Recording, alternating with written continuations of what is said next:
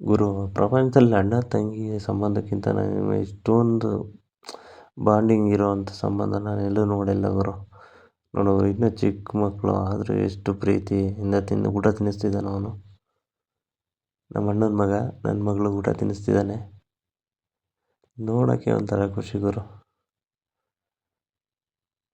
ಅವ್ರ ಮನಸ್ಸಲ್ಲಿ ಯಾವುದೇ ಕಲ್ಮಶ ಇಲ್ಲ, ಯಾವುದೇ ಅಸೂಯೆ ಇಲ್ಲ, ಯಾವುದೇ ದ್ವೇಷ ಇಲ್ಲ. ನೋಡಿ, ನನ್ನ ಮಗಳು ಬರೀತಿದ್ದಾಳೆ. ಅವನು ನಮ್ಮ ಅಣ್ಣನ ಮಗ ಎಷ್ಟು ಚೆನ್ನಾಗಿ ಊಟ ತಿನ್ನಿಸ್ತಿದ್ದಾನೆ.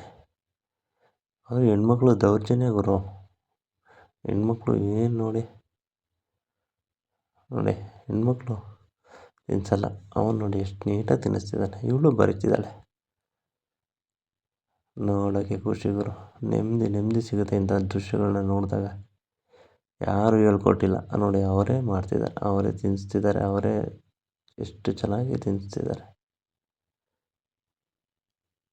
ಖುಷಿ ಆಯಿತು ಗುರು ನೋಡಿ.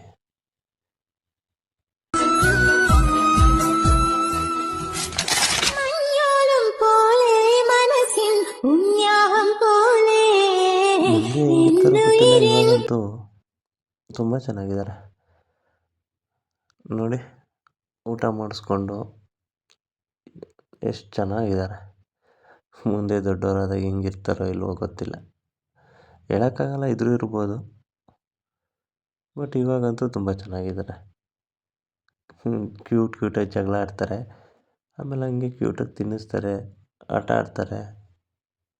ಅದ್ಭುತವಾಗಿದೆ ನೋಡೋಕ್ಕೆ. ನೋಡಿ, ಇವಳು ನಮ್ಮ ಅಣ್ಣನ ದೊಡ್ಡ ಮಗಳು, ಅವನು ನಮ್ಮ ಅಣ್ಣನ ಮಗ, ಅವಳು ಸೆಂಟ್ರಲ್ ಇರೋಳು ನನ್ನ ಮಗಳು. ನೋಡಿ, 3 ತಿನ್ನಿಸ್ತಿದ್ದಾರೆ. ಇವಳಿಗೆ ಅವನು, ಅವಳಿಗೆ ಅವಳು, ಎಲ್ಲ ತಿನ್ನಿಸ್ತಾ ಇದ್ದಾರೆ. ನಾವು ಯಾರು ಏನೂ ಹೇಳ್ಕೊಟ್ಟಿಲ್ಲ ಅವ್ರಿಗೆ, ಈ ಥರ ತಿನ್ನಿಸಿ, ಈ ಥರ ಮಾಡಿ ಅಂತ. ನನ್ನ ಮಗಳಿಗೆ ನಾವು ಸಪ್ರೇಟ್ ಇಟ್ಟು ಊಟ ಮಾಡ್ಕೊಡಕ್ಕೆ ಹೋದರೆ ತಿನ್ನೋದೇ ಇಲ್ಲ.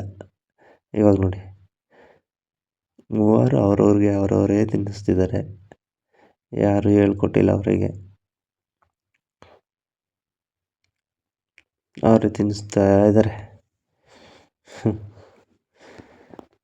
ನಮ್ಮ ಮನೆಗೆ ದೇವ್ರು ಏನು ಕೊಟ್ಟಿದ್ದಾನೋ ಇಲ್ಲೋ, ಇದಂತೂ ನಾವು ಹಂಗೆ ಇದ್ದೀವಿ, ನಮ್ಮ ಮಕ್ಕಳು ಹಂಗೆ ಇದ್ದಾರೆ